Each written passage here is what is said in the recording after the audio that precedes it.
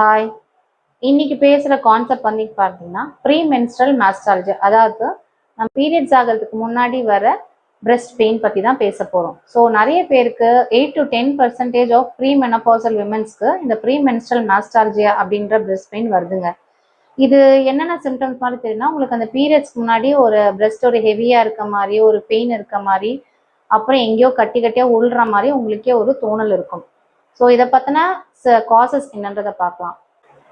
So மெயினாக இதோட causes வந்து ஹார்மோனல் சேஞ்சஸ் தாங்க. அது இல்லாமல் vitamin B6 and vitamin E டெஃபிஷியன்சியில் கூட இந்த மாதிரி ஒரு மாஸ்டாலஜிக் பெயின் வரும்னு சொல்கிறாங்க. அப்புறம் பார்த்தீங்கன்னா அதிகபட்சமாக காஃபி குடிக்கிறது அண்ட் சால்ட் இன்டேக், இது ரெண்டுமே வந்து இப்போ வந்து கண்டுபிடிச்சிருக்காங்க மாஸ்டாலஜியோட ரீசன்ஸாக.